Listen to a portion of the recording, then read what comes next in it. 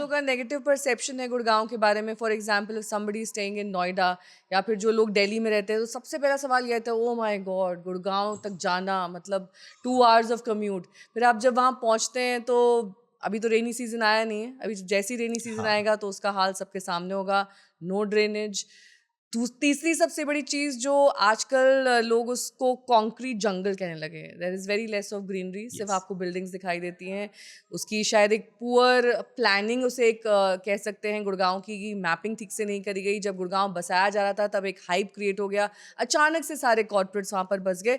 तो क्यों हम गुड़गांव जाएं? अगर हम नोएडा में कंफर्टेबल हैं, हम साउथ दिल्ली में हैं, तो साउथ दिल्ली जैसे प्रीमियम रेट्स हम गुड़गांव के लिए क्यों दें? मैम देखो, इसके पीछे दो चीजें हैं. ऑफ कोर्स जैसे जैसे गुड़गांव का नाम हुआ वैसे वैसे गुड़गांव बदनाम भी हुआ. फॉर एग्जाम्पल, इसी गुड़गांव में 10 साल पहले गुड़गांव के बारे में इतनी चीजें हाईलाइट नहीं होती थी जितनी आज हाईलाइट होती है. पानी तो तब भी भर रहा था ना. भर रहा था, पर एक होता है ना कि इंडिया में हजारों प्रॉब्लम्स है, पर आप सिर्फ उसी प्रॉब्लम को देखते हो जो इंपॉर्टेंट होता है. एग्जैक्टली. ट्रैफिक की प्रॉब्लम आई थिंक बहुत Yes, इंपॉर्टेंट बहुत ज्यादा. मैं वही विदिन गुड़गांव है. बहुत ज्यादा. और मैं आपका खुद वो कौन सा मोड़ आता है जहाँ पर फॉरएवर जैम लगा रहता है? एक कोई मोड़ है वहाँ का बड़ा फेमस जिसमें हमेशा जैम लगा रहता है. कोई भी पहुंचे वहां पर तो कहता है अरे भाई हम वहां पे फंस गए. वो वही एक मोड़ है. यस, ऐसे बॉटल नेक्स हैं गुड़गांव के अंदर. इनफैक्ट 2-3 ऐसे बॉटल नेक्स हैं गुड़गांव के अंदर. पर पॉइंट ये है, ये इसका रीज़न क्या हुआ कि कहीं या कहीं जिस स्पेस में गुड़गांव में लोग आए या कंपनीज आई, वर्किंग आया, देखो ऑफ कोर्स लोग वहाँ बढ़ रहे हैं तभी वहाँ ट्रैफिक की प्रॉब्लम आ रही है. उस स्पेस में हमें गवर्नमेंट ने उस लेवल का इंफ्रा नहीं दिया.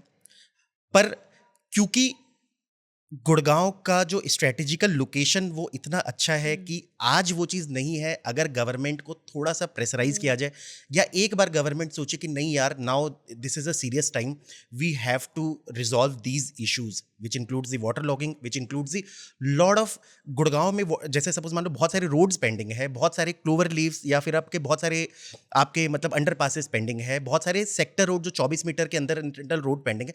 अगर गवर्नमेंट एक बार इसको फोकस करके ध्यान दे के इसको अगर बनाए तो वो रिजॉल्व हो सकता है. पर हाँ, ऑफ कोर्स ये प्रॉब्लम है और मैं खुद चाहता हूँ कि बार बार ये प्रॉब्लम उठे, ताकि क्या होता है ना कि एटलीस्ट गवर्नमेंट भी सोचे. क्योंकि देखो क्या हो रहा है, आज गुड़गांव को एक कैश काउ तो बनाया है हरियाणा गवर्नमेंट ने कि मतलब they take lot of money from there और वो उतना पैसा खर्च नहीं करते.